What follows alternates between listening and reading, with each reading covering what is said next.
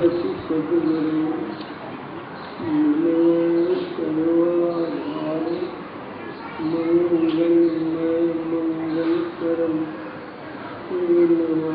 बारंबार।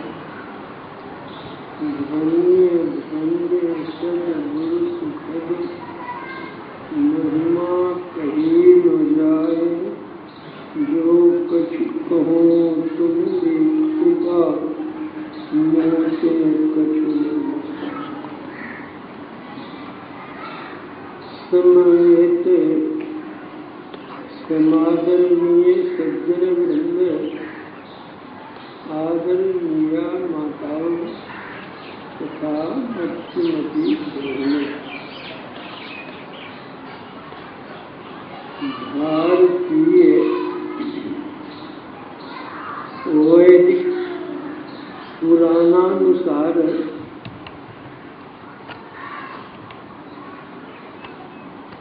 33 करोड़ देवताओं की कल्पना की गई है।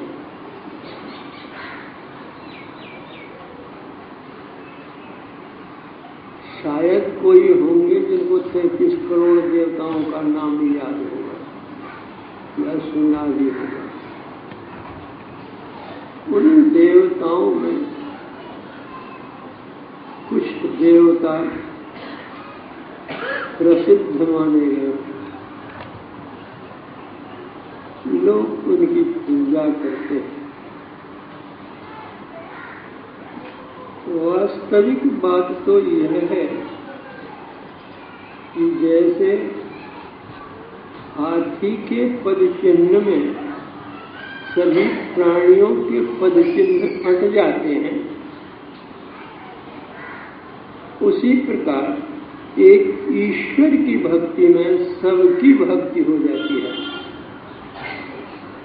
वृक्ष की जड़ में पानी डालने से संपूर्ण वृक्ष हरा भरा हो जाता है, और पत्ते पत्ते पर पानी डाले तो गाछ ही सूख जाएगा।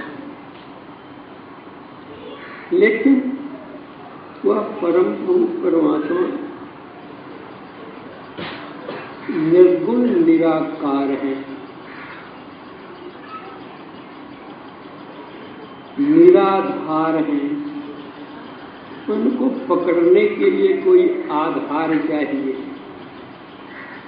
इसीलिए हमारे यहाँ ऋषियों ने, मुनियों ने, संतों ने सगुण साकार का आधार दिया है, जिसके आधार से हम निर्गुण निराकार को भी पार कर सकते हैं।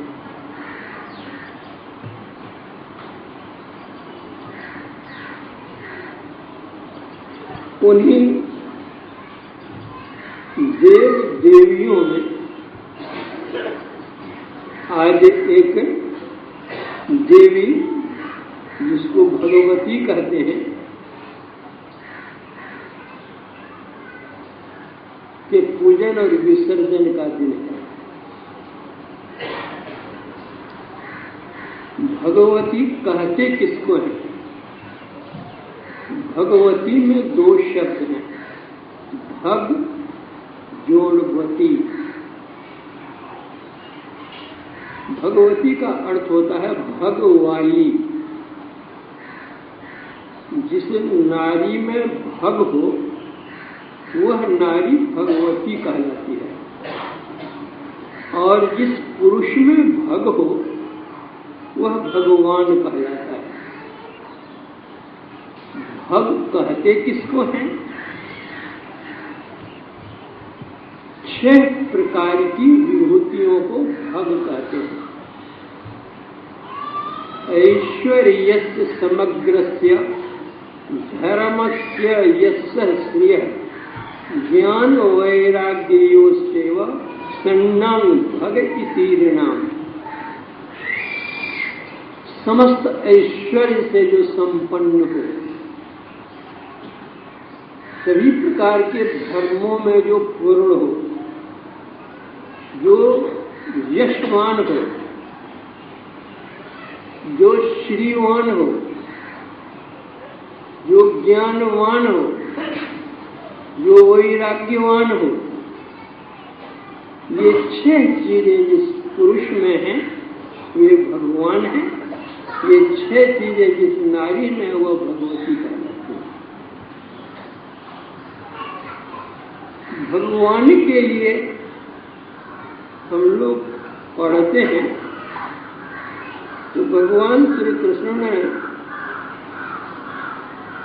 जो वचन कहा है गीता के 4th अध्याय के 7वें 8वें श्लोक में है, यदा यदा हि धर्मस्य ग्लानिर्भवति भारत अभ्युत्थानम् अधर्मस्य तदात्मानं सृजाम्यहम् परित्राणाय साधूनां विनाशाय च दुष्कृतां धर्म संस्थापनार्थाय संभवामि युगे युगे। तुलसीदास जी ने इसी का अनुवाद जैसे किया, जब जब होय धर्म के हानि अपाढ़ असुर अभिमानी अधम अभिमानी करई अनीत जाय नहीं बरनी सीधई विप्र धेनु सुर धरनी तब तब धरि प्रभु विविध शरीरा हरि कृपान की सज्जन पीड़ा। दुष्टों की जो प्रबलता होती है, पापों की जो प्रबलता हो जाती है, साधु संत महात्मा ऋषि को विप्र सताए जाने लगते हैं, तो अधर्म का नाश करने के लिए, धर्म की संस्थापना करने के लिए, सज्जनों की सुरक्षा करने के लिए, दुष्टों के संहार के लिए समय समय पर भगवान अवतार हैं। उन अवतारों में जैसे 24 अवतार माने गए, उन 24 अवतारों में भी 10 अवतार मुख्य माने गए हैं। उन 10 अवतारों में भी हम भगवान राम और भगवान कृष्ण को विशेष कर जानते हैं। आए भगवान सब कुछ करने के लिए है, लेकिन इन 2 को विशेष रूप से जानते हैं। जैसे भगवान के बहुत अवतार हुए हैं, उसी तरह भगवती ने भी समय समय पर बहुत रूप धारण किया है। आद्या शक्ति एक ही, वह कभी काली के रूप में आई है, कभी भगवती के रूप में आई है, चंडिका के रूप में आई है, कभी चामुंडा के रूप में आई है, विविध रूपों में आई है, लेकिन वास्तव में वह एक ही एक है।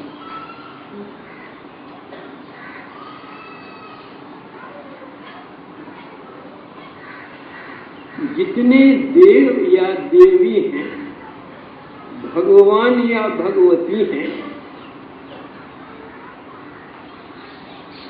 जिनके स्थूल सगुण साकार विग्रह को हम देख रहे हैं, उस प्रत्येक के अंदर में उनका सूक्ष्म रूप है,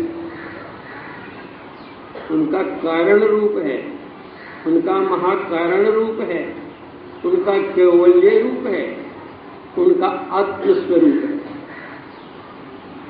भक्त जब तक अपने भगवान के आत्मस्वरूप का लाभ नहीं कर लेता, तब तक पूर्ण कल्याण नहीं होता। पढ़ने की सीढ़ी जैसे होती है, क्लासों में हम लोग जाते हैं, 1 class 2 class 3 class 6 class 7 class, middle पास,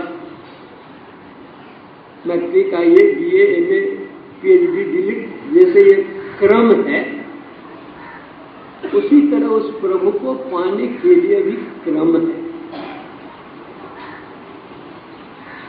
जैसे मोटे मोटे अक्षरों को लिखे बिना कोई महीन अक्षर नहीं लिख सकता, उसी तरह मोटी उपासना किए बिना